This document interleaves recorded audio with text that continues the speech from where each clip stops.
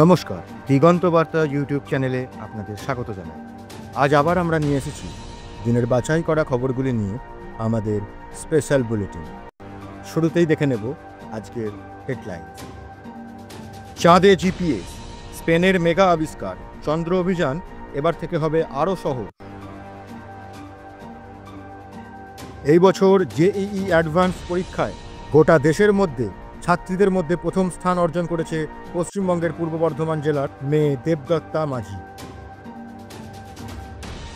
উত্তর সিকিমের সেনা ক্যাম্পে নামল ধস, 3 সেনা জওয়ানের মৃত্যু, নিখোঁজ আরও 6 জন। চলে যাচ্ছি বিস্তারিত খবর। চাঁদে এবার জিপিএস সিস্টেম। হ্যাঁ, ঠিকই শুনছেন, স্পেনের একটি টেক কোম্পানি তৈরি করেছে চন্দ্র জিপিএস, যা আগামী দিনে মূল মিশনগুলিকে করবে আরও সহজ। জানতে চান কিভাবে? দেখে নিন সম্পূর্ণ রিপোর্ট।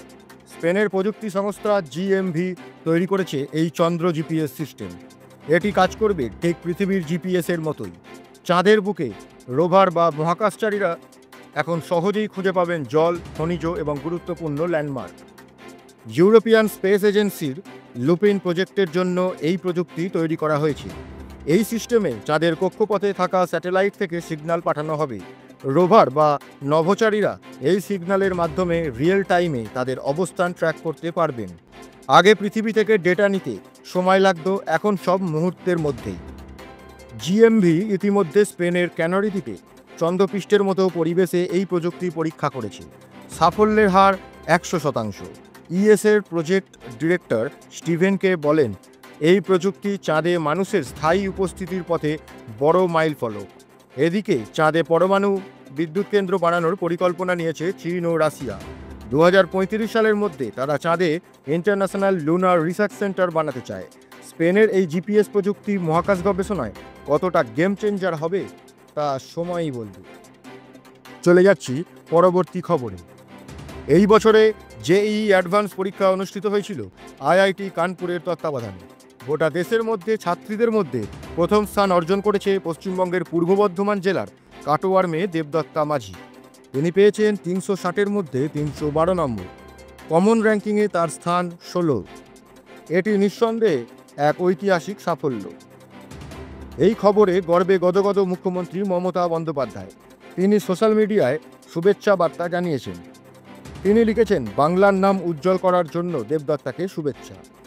আগে মাধ্যমিক ও উচ্চ মাধ্যমিকেও অসাধারণ ফল করেছিলেন, এবার গোটা দেশে আইআইটি যুদ্ধে ঝলকে উঠল। দেবদত্তা 2023 সালের মাধ্যমিকে প্রথম হয়েছিলেন, পেয়েছিলেন 697 নম্বর। উচ্চ মাধ্যমিকেও তার স্থান ছিল 6ষ্ঠ। ধাপে ধাপে উঠে এসে তিনি প্রমাণ করেছেন পরিশ্রম ও মেধার সঠিক সম্মেলনেই সাফল্য অর্জন সম্ভব। আসছি এবার পরবর্তী সংবাদ। গতকাল সন্ধ্যা 7টা নাগাদ উত্তর সিকিমের লাচেন জেলার চেতান এলাকায় প্রবল ধস নামে। টানা কয়েকদিন ধরে চলা বৃষ্টির জেরে পাহাড়ের একটি অংশ আচমকাই ধসে পড়ে। এই ধসে সম্পূর্ণভাবে ভেঙে যায় ভারতীয় সেনার একটি অস্থায়ী ঘাঁটি। জলের প্রবল তরে ভেসে যান বহু জওয়ান। সেনা সূত্রে খবর, 3 জনের মৃত্যু হয়েছে। হাবিলদার লখিন্দর সিং, ল্যান্স নায়েক মনীষ ঠাকুর ও পোর্টার অভিষেক লাখাদার। আহত হয়েছেন আরও 4 জন জওয়ান। উদ্ধার কাজ এখনও চলছে।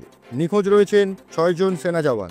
ঘটনাস্থলে সেনার পাশাপাশি স্থানীয় প্রশাসন ও বিপর্যয় মোকাবিলা বাহিনী উদ্ধার কাজ চালিয়ে যাচ্ছে। আবহাওয়া দপ্তর জানিয়েছে, উত্তর পূর্ব ভারতে আকাশে ঘনীভূত হচ্ছে কালো মেঘ। সিকিম ছাড়াও অসম, অরুণাচল প্রদেশ ও ত্রিপুরা সহ অন্যান্য রাজ্যেও ভারী বৃষ্টিপাতের সম্ভাবনা রয়েছে। ইতিমধ্যেই ত্রিপুরায় হরপা বানে ক্ষতিগ্রস্ত হয়েছে বহু এলাকা। এই দুর্যোগের মধ্যে সেনাবাহিনী যেমন উদ্ধার কাজ চালিয়ে যাচ্ছে, তেমনি সাধারণ মানুষকে অনুরোধ করা হচ্ছে আবহাওয়া সতর্কবার্তা অনুসরণ করুন, পাহাড়ি এলাকায় অপ্রয়োজনীয় যাতায়াত থেকে বিরত থাকুন। এখনের মতো শেষ করছি আমাদের আজকের স্পেশাল বুলেটিন। আমরা আবার আসব দিনের বাছাই করা খবরগুলি নিয়ে। দেখতে থাকুন দিগন্ত বার্তা।